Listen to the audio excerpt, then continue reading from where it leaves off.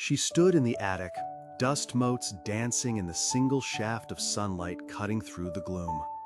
Her fingers traced the cold, porcelain curve of a forgotten figurine, a souvenir from a trip she barely remembered taking with an old friend. It sat on a shelf next to a collection of other trinkets, once carefully chosen, now merely accumulating dust, silent witnesses to journeys long past. Just then, her phone buzzed with a memory notification, a photo from last summer. Not a thing, but an image of her children, their faces alight with pure joy, splashing in a mountain stream surrounded by ancient, towering pines. A memory forged in shared laughter, in the cool kiss of the water, in the simple wonder of nature. The contrast was stark. One, a tangible object, now inert and dusty. The other, an intangible echo, still vibrant and warm within her heart. This moment, this quiet comparison in an attic, sparks a question many of us ponder. In a world brimming with choices, where should a Christian truly invest? Should we chase the thrill of experiences, the journeys, the adventures, the shared moments? Or find satisfaction in the accumulating of things, the tangible possessions that fill our homes and often our lives? It's not a simple binary choice, but a deeper inquiry into wise stewardship and the very philosophy of how we live out our faith. For centuries, Christians have grappled with the tension between our earthly lives and our eternal calling. The Bible, while not explicitly detailing a budget for travel versus consumer goods, offers profound principles that can guide us. When we look at the teachings of Jesus, one central theme emerges with unwavering clarity: our hearts.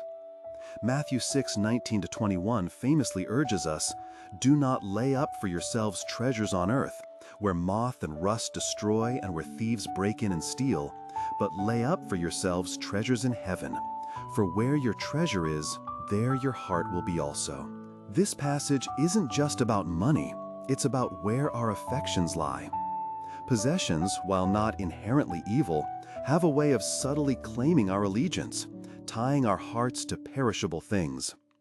A new car, a larger home, the latest gadget, these can offer temporary satisfaction, but they rarely, if ever, deliver lasting joy or contribute to our spiritual growth. They require maintenance, insurance, and constant upgrades, often demanding more of our time and energy than we realize. Experiences, on the other hand, often forge something different. Think about that family trip, that volunteer mission abroad, or even a simple shared meal with friends. These moments often cultivate gratitude, humility, and a deeper appreciation for God's creation and His people.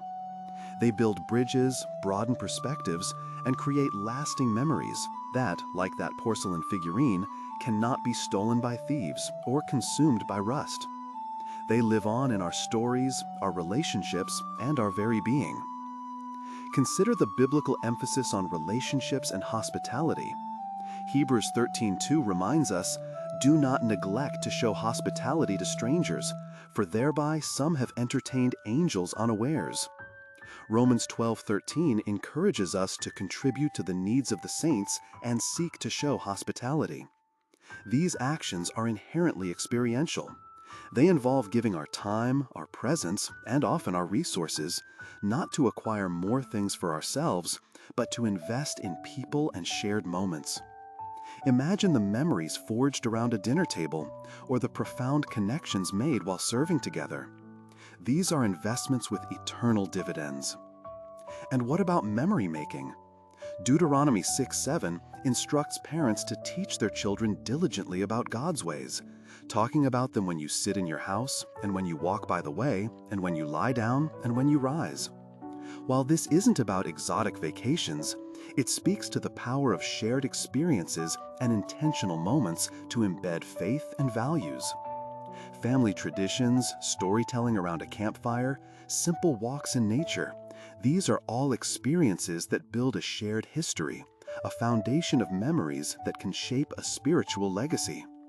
Psalm 78 echoes this, speaking of telling the next generation the glorious deeds of the Lord. These deeds often become tangible through our own lived experiences of God's faithfulness.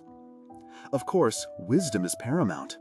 It would be just as unwise to recklessly spend all our resources on fleeting adventures, neglecting our responsibilities, or failing to plan for the future. Wise stewardship, a core Christian principle, applies to all our resources, our time, our talents, and our finances. This means prayerfully discerning how we use what God has entrusted to us. Are we using our resources to honor Him, to bless others, and to cultivate a life that reflects His kingdom? Ultimately, the question isn't whether things or experiences are inherently better. It's about the posture of our hearts and the wisdom of our choices. Are we seeking to fill a void with more possessions, or are we actively pursuing a life rich in purpose, connection, and spiritual growth, often found in shared experiences? Perhaps it's about recognizing that some of the most precious treasures are not kept in dusty attics, but are carried within us. The echoes of laughter, the warmth of a shared meal, the breathtaking beauty of creation witnessed with loved ones. These are the memories that truly enrich us, shaping us into more grateful, humble, and compassionate followers of Christ.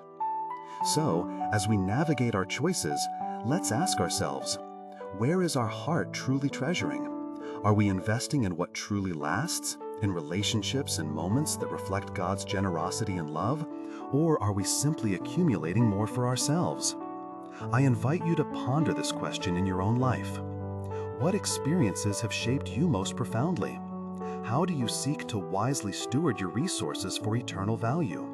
Share your thoughts in the comments below. Let's continue this conversation together.